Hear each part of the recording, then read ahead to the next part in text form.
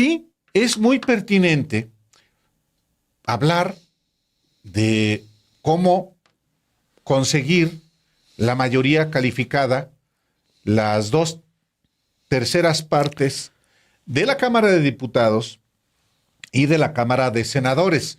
Y bueno, el día de hoy hemos invitado pues a un abogado electoral que le sabe al asunto de las leyes en esta materia para preguntarle cómo es posible que haya que un partido o una coalición electoral conquiste pues esta mayoría. Sí, con votos, por supuesto, convocando a la sociedad, pero ¿cuánto se requiere? Y le damos la bienvenida esta tarde aquí a los periodistas, pues con Andrés Reper, quien ya en otro momento, pues nos ha ilustrado, en particular en el proceso para definir a los consejeros electorales como parte del Consejo Asesor Técnico de la Cámara de Diputados. Andrés, bienvenido, muy buenas tardes.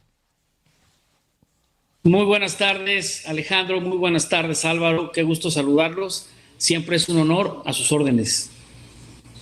Pues empezaría con directamente por el principio. Por el principio, exactamente. Empezaría por el principio y le preguntaría, ¿es posible que Morena solo, sin aliados, logre esta, digamos, la supermayoría, que también así se le conoce, la supermayoría o mayoría calificada? ¿Es posible que Morena lo logre solo como partido político o va a requerir con sus aliados armar esta supermayoría, Andrés García Reper? No es posible. La Constitución establece en el artículo 54 que ningún partido podrá tener por ambos principios, ni siquiera por uno o por otro, sumando los dos principios, o sea, mayoría relativa más representación proporcional, un solo partido no puede tener más de 300 diputados. Este diseño responde a la necesidad de no convertir a un partido que de repente se vuelva muy poderoso electoralmente, pues en un partido hegemónico, que no requiera de los otros partidos para poder hacer cambios a la Constitución, porque se privilegia el sentido democrático de que en un cuerpo legislativo participen todas las fuerzas políticas, incluyendo las que están representadas de manera minoritaria. En este sentido, Andrés, ¿cómo se puede configurar una mayoría calificada? Vamos a suponer que Morena logra, por todos los distritos electorales que gane y con la distribución de las listas de las circunscripciones del país, vamos a suponer que gana 300 diputados, 299.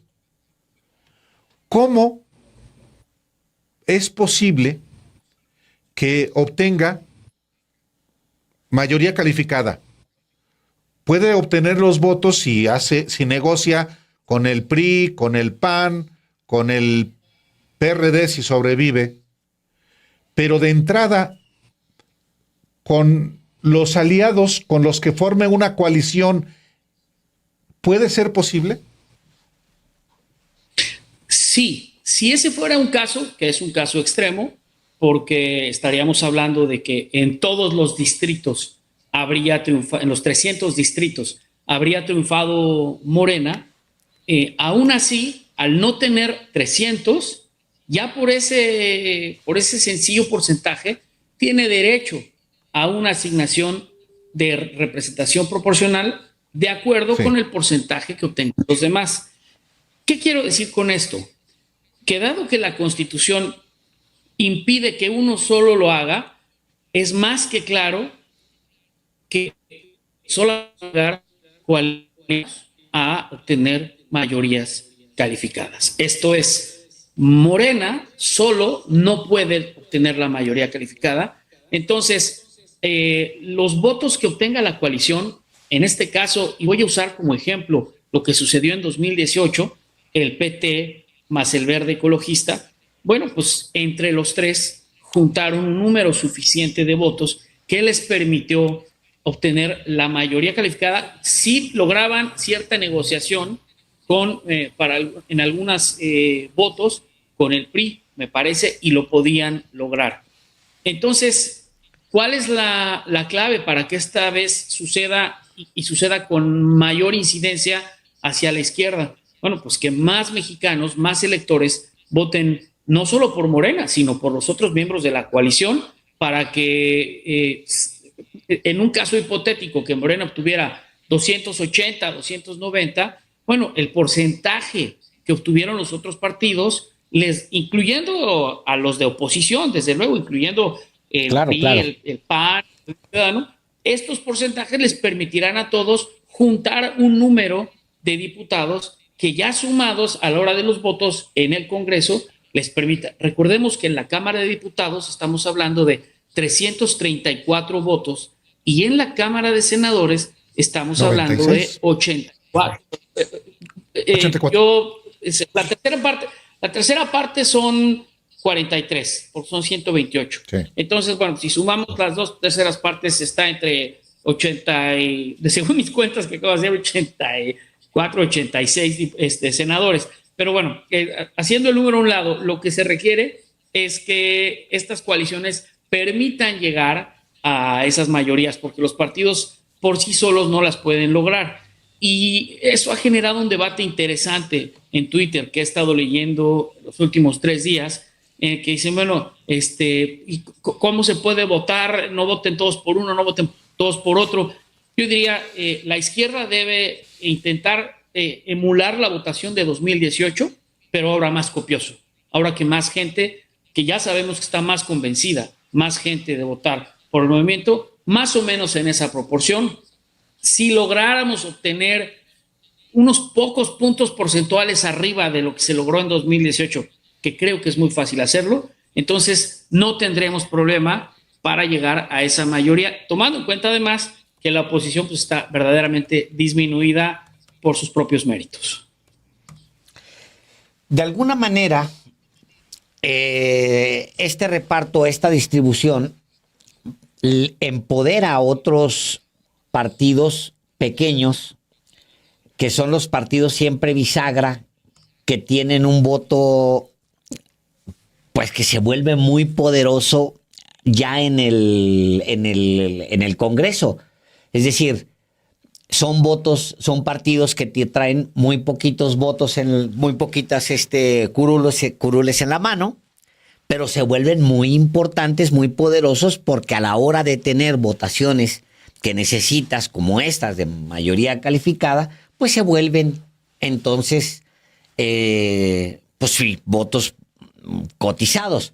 ¿Es saludable eso, Andrés García Reper?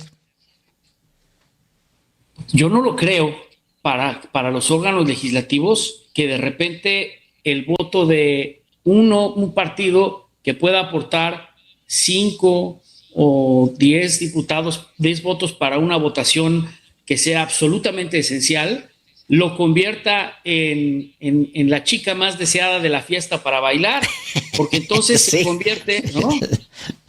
Se convierte en una especie, no me gusta la frase porque la usa Lorenzo Córdoba, pero es la tiranía de la minoría, ¿no? O decir, bueno, a ver quién me hace ojitos y con quién me voy para esta votación y para esta no. Por eso es de vital importancia que pues las personas que tienen convicciones de participar, en este caso en el movimiento de la Cuarta Transformación, porque estamos hablando de esta mayoría calificada, se decidan a ser leales a esta convicción y de repente, hoy discutíamos eso en Twitter, ¿no? Oye, en mi distrito no me gustó mi candidato, me pareció una imposición, y como a mí me parece una imposición, pues entonces o lo anulo para no votar por los de enfrente o simplemente me abstengo de votar. Bueno, ahí le estás haciendo un daño al proyecto de nación en el que milito. ¿Por qué? estás impidiendo que logren las mayorías que se necesitan para lograr los cambios. Y al mismo tiempo, de igual manera, estás fortaleciendo a la oposición para que sucedan cosas como las que estamos viendo. Todo porque a ti no te gustó el candidato, porque estás enojado, porque era tu amiga, tu comadre, tu novio, el que querías que llegara y de repente no llegó y dices, no, están traicionando. Creo que la política es lucha y es saber enfrentar la frustración de la derrota y es saber jalar en un movimiento y con convicción. Y la prueba, como lo decía yo, la prueba está en el propio presidente de la República, que cuántas derrotas electorales, burlas y decepciones no fue acumulando a lo largo de su carrera política. Pero esto no es una carrera de velocidades, es una carrera de aguante, y la gente que está tanto en esta opción como en la oposición, pues ahí están los propios panistas de siempre, los que han estado aguantando y ganan y pierden. Entonces creo que es un tema de corresponder y ser congruente con la convicción de que se requiere a la coalición para obtener esta mayoría. A ver, cuando empezábamos la conversación, usted planteaba estos, que de acuerdo con los números, decía usted, es posible, por los números que estamos viendo, es posible tener una votación como la que se tuvo, más o menos en las mismas proporciones, en 2018, para alcanzar, decíamos hace un momento, que fue el 42% en el caso de la coalición Juntos Haremos Historia, 42%. Pero subirle unos puntitos para poder alcanzar esa mayoría calificada que quiere el presidente para su plan C, que va a ser aplicable en un solo mes. Pero, a ver, cuéntenos qué es lo que usted sabe de los números. ¿Por qué ve posible? Sí, bien. Es un poco complejo explicarlo porque tendríamos que abrir una fórmula, pero me voy a ir a los resultados. Por ejemplo, en 2018, al final de los 200 diputados de representación proporcional, de acuerdo a la operación de dividir el número de curules por asignar por la votación que obtuvo cada partido, al final se fueron repartiendo 195 y quedaron 5 que todavía no se repartían, y esos se volvieron a repartir, digamos, por ponerlo muy gráficamente, como cuando uno está repartiendo cartas en un juego, ¿no? Y este toca a ti, y este a ti, y este a ti, y este a ti, y al final estos 5 se repartieron. Ya a Morena ya no le tocó, pero estuvimos muy cerca de que Morena más el Verde más el PT lograra este número. Entonces, si los porcentajes se aumentan, yo diría en 2 puntos porcentuales, con eso podemos estar aspirando a llegar a estos números. O sea, se necesita unidad de propósito para acercarlo así. Tenemos que tener en cuenta también que la oposición está desarticulada y habrá gente muy decepcionada por cómo se comportan los partidos, porque no es lo mismo ver a los cuadros que vemos y que promocionan ciertas personas en Twitter que ver lo que opina la gente de la coalición, y al ver a sus posibles candidatos y sus posibles posturas negativas, violentas, etcétera, y de este lado la propuesta y el propósito hacia el futuro, pues yo creo que la gente va a decir, está bien, o sea, por mucho que hayamos criticado este sexenio a la 4T por alguna razón, por algún tema que hayamos opinado el presidente, etcétera, de los diputados, finalmente en el largo plazo se ve más consistencia y sobre todo no nada más una lucha por acceder al poder, sino una unidad de propósito de proyecto. Creo que con eso podemos lograr estos, con 2 puntos porcentuales más que obtenga en total la coalición. Estoy hablando de números redondos y por parte de los 3 partidos, no solo de Morena, porque pensar que Morena puede obtener los 300 distritos, primero me parece inverosímil, ¿no? Porque eso no se ha dado en toda la vida que tiene la competencia política ya regulada medianamente por las leyes. Simplemente no es posible, y hoy que el panorama es más competitivo, pues tampoco, pero sí se puede aumentar el porcentaje de votos, y sobre todo el porcentaje de votos en la forma de la coalición, porque sería también un poco ingenuo pensar que solamente un partido lo puede lograr. Ya vimos que no. Justamente la idea de esta conversación tiene que ver, o es ¿cómo puede obtenerse esa mayoría calificada que, en las palabras del presidente López Obrador, representa esa posibilidad de, pues, generar reformas a nivel constitucional que abonen al proyecto que está en curso? Y hay mucha gente que dice, bueno, sí, que vaya tantos millones a votar, que no solamente vayan estos 42% que obtuvo la coalición en el 2018, sino que vayan más. El asunto es que un solo partido, en este caso Morena, por sí mismo no puede alcanzar esa mayoría calificada, sino a través de una coalición, en este caso, la que ya, digamos, hubo desde el 2018, y que se pueda repetir en el 2024. Además de eso, obviamente convocando a una sociedad para lograr un porcentaje mayor al 42% de hace 5 años. Solamente de esa manera.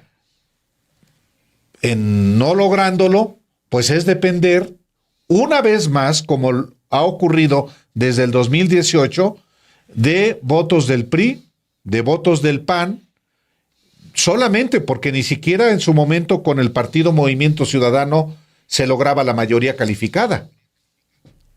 Así es. Es un momento, y aquí ya la reflexión no es tan jurídica, sino como programática.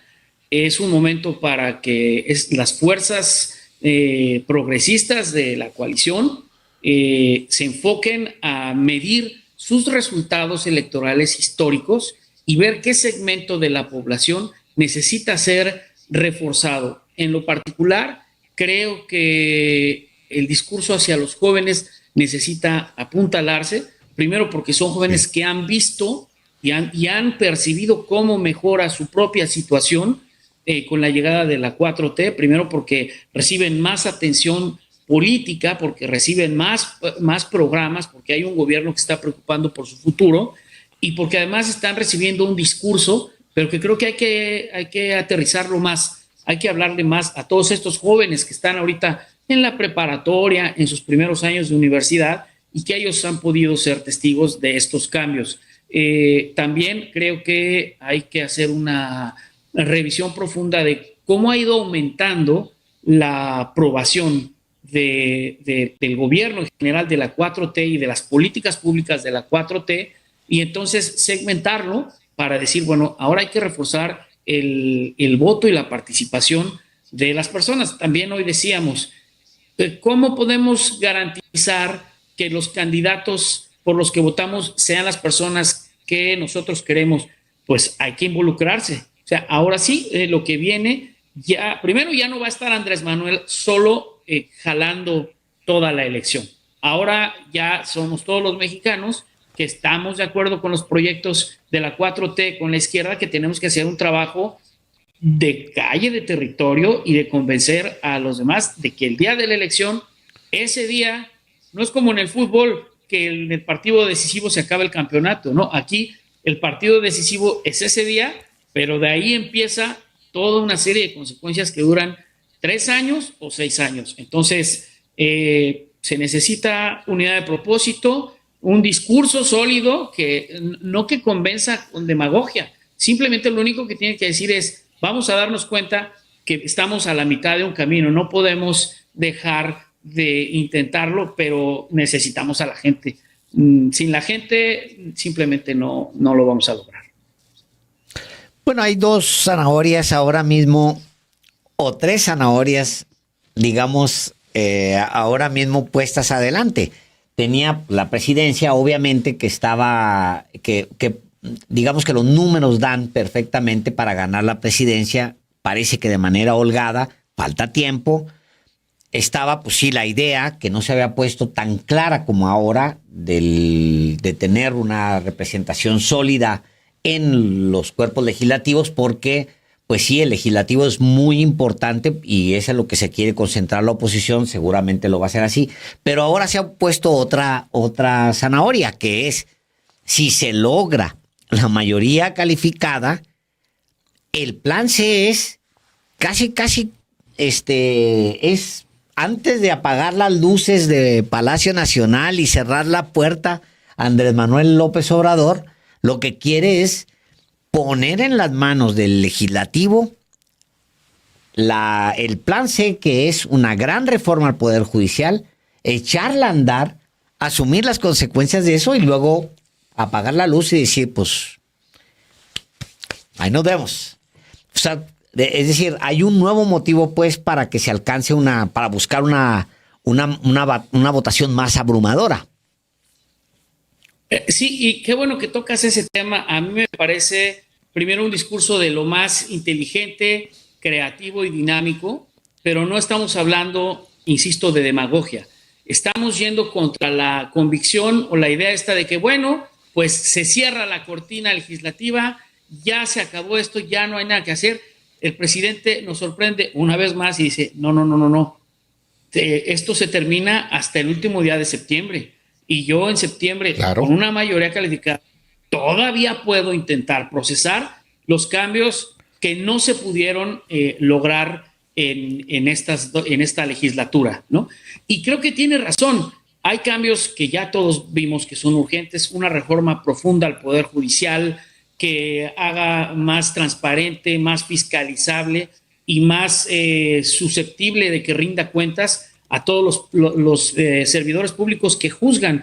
Yo he comentado varias veces, no sé si ustedes sepan, pero a los ministros no se les hace ningún examen.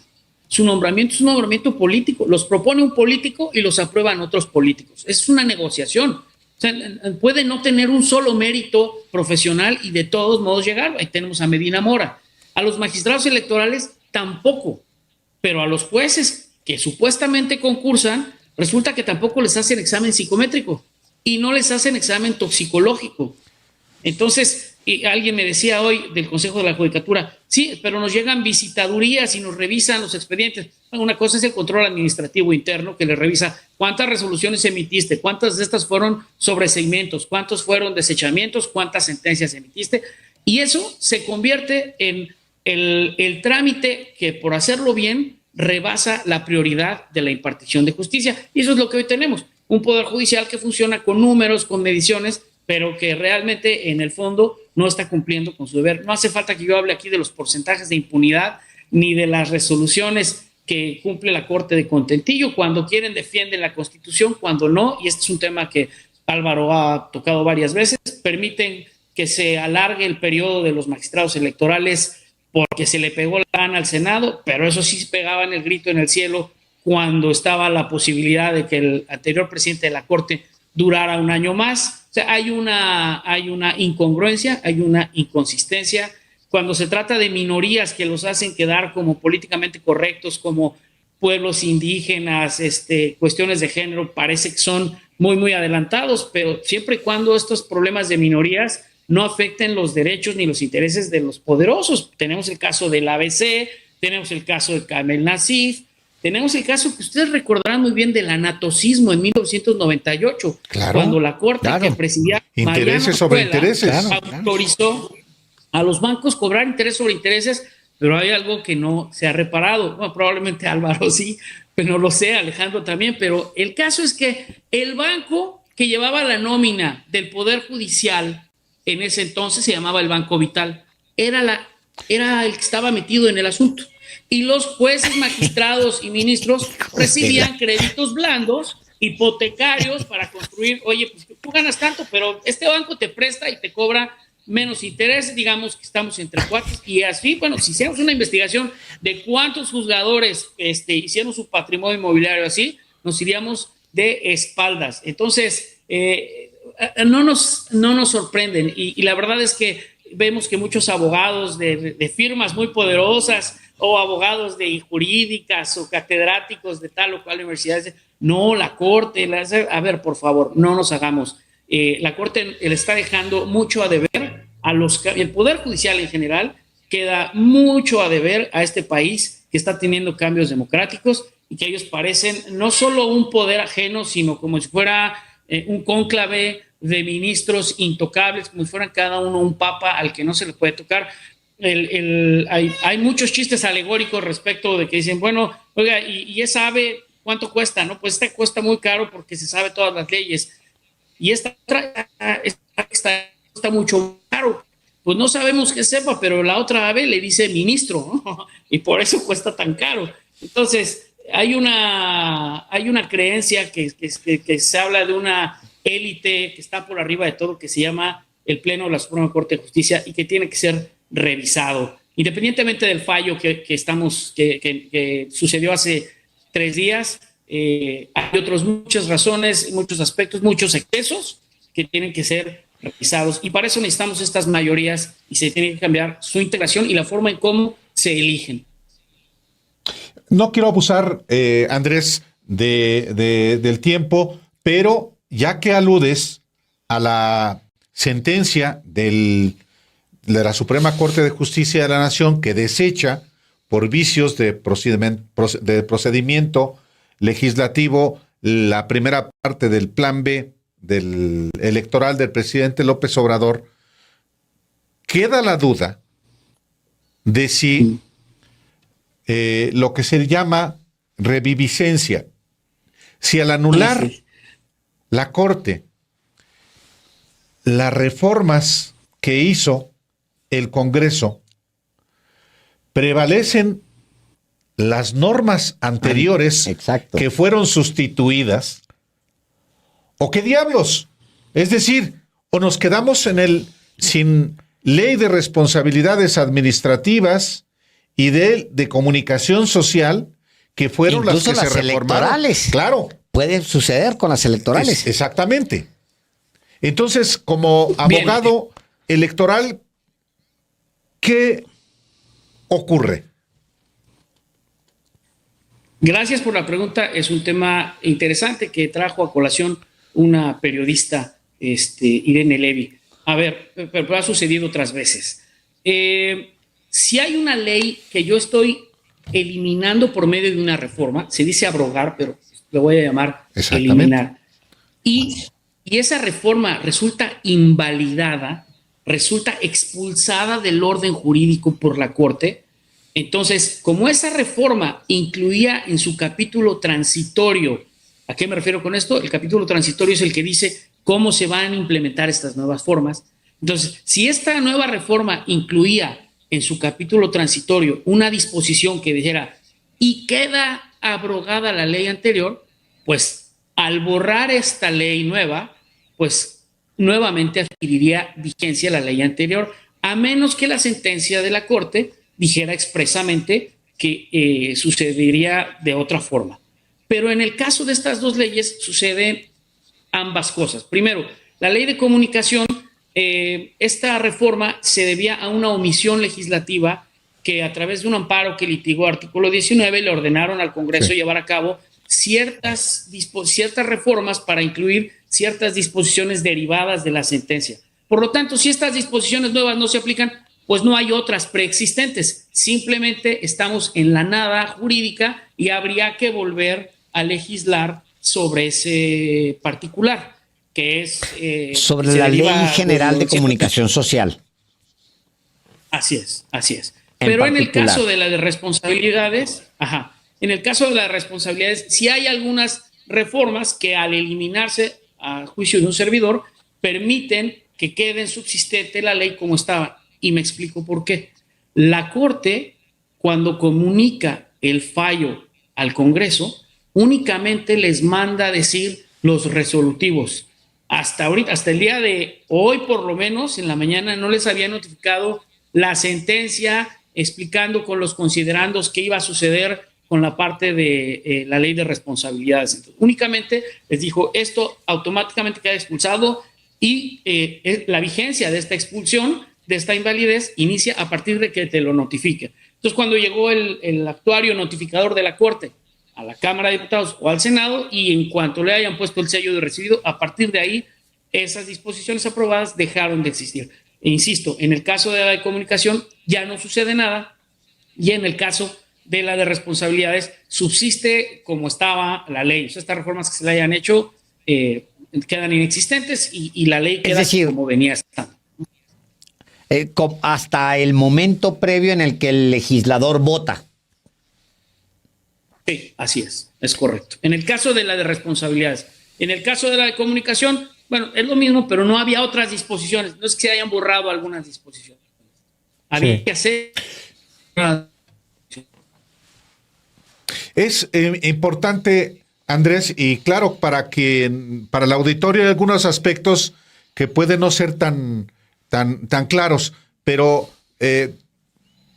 a mi juicio es muy importante esto que tú señalas en este aspecto específico, pero para mí también es muy esclarecedor lo que expusiste sobre cómo conseguir esa mayoría calificada, ese número mágico para reformar la Constitución, pues en las próximas elecciones. Muchísimas gracias, Andrés, por la explicación, por la exposición, por la enseñanza, y pues esta es tu casa. Igualmente, siempre un honor, y yo estoy ahorita en Ciudad Victoria, aquí sí se pronostican heladas, pero desde ya. Muy bien, No, hombre, muchas pues gracias. Que ahora no le des ideas, pues ya el niño es risueño, le rascas la panza. Muy buenas tardes, Andrés.